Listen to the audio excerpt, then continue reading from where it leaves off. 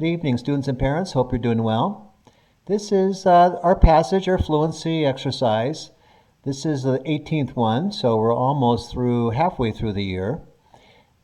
This one identifies a compare and contrast craft and structure. It's a little bit weak in that area, but I hope they find it interesting. It has a lot of multisyllabic words that they may have to write over on the right-hand side. You've been doing a great job having them define words that they don't know. And if they're reading slow, this also demonstrates how to use a reading card to increase their words per minute. Thanks for doing this hard work. I appreciate it.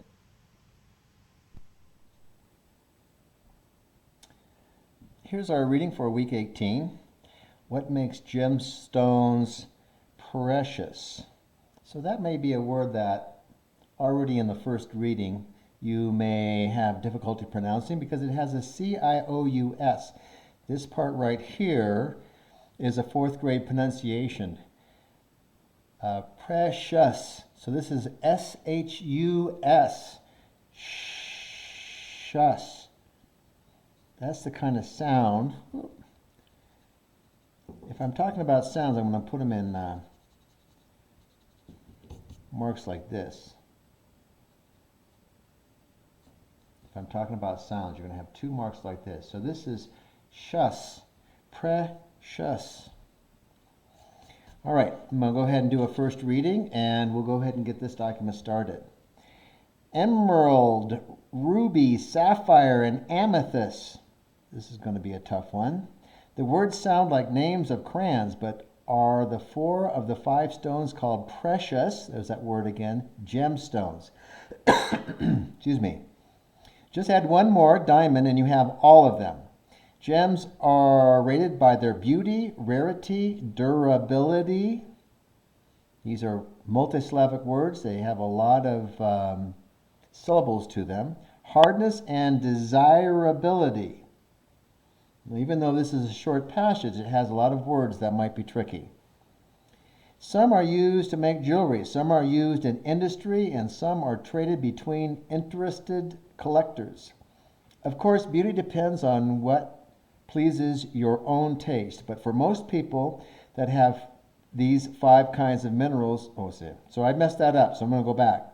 Of course, beauty depends on what pleases your own taste, but most people agree that these five kinds of minerals are beautiful. How do you know a stone is rare? Good question.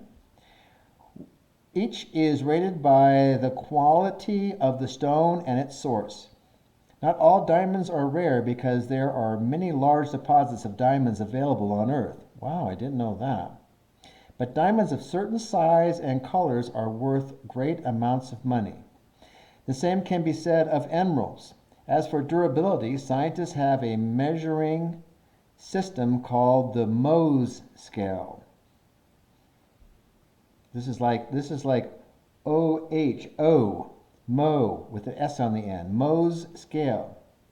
It rates the hardness of minerals. It runs from 10 for very hard down to 1. Diamonds are rated 10 because they are the hardest substance known. In terms of jewels, durability, there's that word again. Up here, we had durability, we have durability down here again. Durability simply means the stone can be bumped, banged, or dropped without damage. The Mohs scales answers that question. Not all precious gemstones are equally desirable. Here's that word again. So they're repeating this word. If a word's used more than a couple times in a passage, it means it's important. Most diamonds, for example, are industrial diamonds used in tooling. Here's one. Just like we had, what was the name of dendrochronologists? Those are those scientists who study the rings in trees. Here we have gemologists. Study color, cut, and clarity to determine desirability. There's desirability again. Is there a precious gemstone in your future? Well, I hope so. So that was the first read. So let's go ahead and write down these words. Amethyst. T-H-Y-S-T. That is a very strangely spelled word. Oh, precious up here. And we have this C-I-O-U-S, shus. Durability.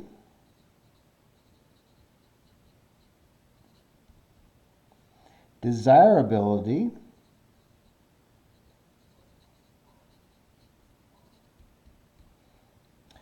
Mo is capital M-O-H-S. This means it was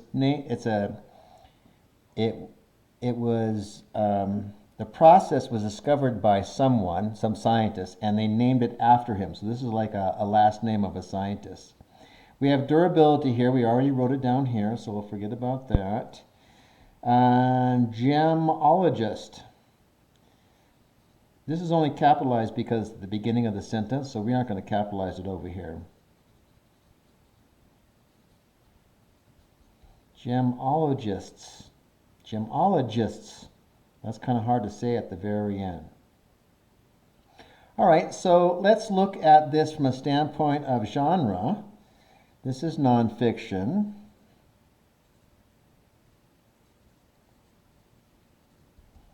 And it's giving us information, so expository.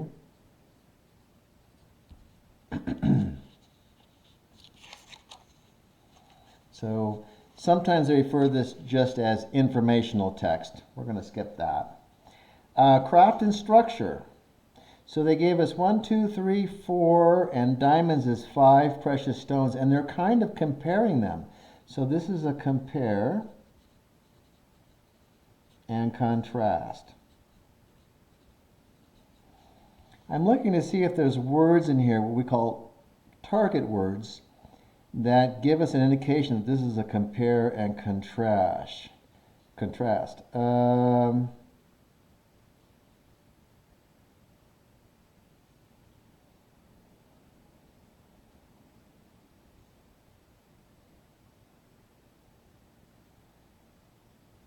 They mostly talk and give us information about diamonds through here.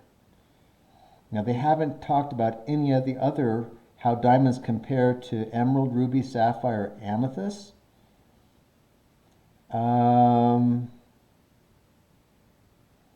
they didn't do a very good job of beauty, rarity, and durability or hardness of comparing these other two. So this really is not a very good compare and contrast. Even though it started out like that, they just described diamonds but didn't compare them to the other stones. So it's kind of a bad compare and contrast. Let's see, what other structure did they use? This is there a precious stone in your future? So they mentioned precious stones up here. So this is a very small. This is a very small over here. We've been identifying the conclusion. This is a very small conclusion. And here's our introduction. And the rest of it, the largest part, is the body. Now in this body here, because they mentioned emerald, ruby, sapphire, and amethyst, those stones should be in the body also. That would make a very long essay. So this is let's go ahead and number our paragraphs. Well, let's see, I probably could. This one actually comes down to there. Paragraph 4 here is just kind of snuck in right here. This is a 4-paragraph essay.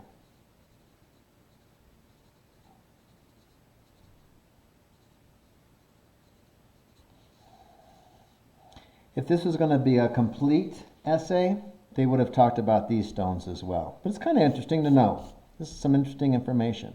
Don't forget to put your name on the top. Go ahead and do your reading, your fluency reading.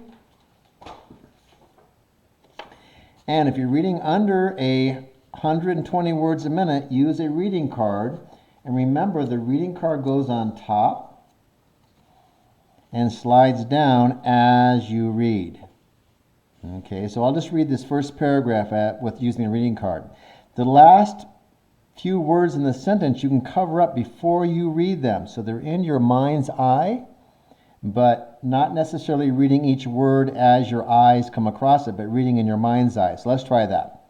Emerald, ruby, sapphire, and amethyst. The words sound like names of crayons, but they are 4 of the 5 stones called precious gemstones. Just add one more diamond and you have all of them. Gems are rated by their beauty, rarity, durability, or hardness, and desirability. Some are used to make jewelry, some are used in industry, and some are traded between interested collectors. Notice how I covered that up, but I could still read it because I could see the words in my mind. You don't have to see every word with your eye to read it. You can cover it up and you'll be just fine, and that'll help you improve your reading. So use a reading card if you need to.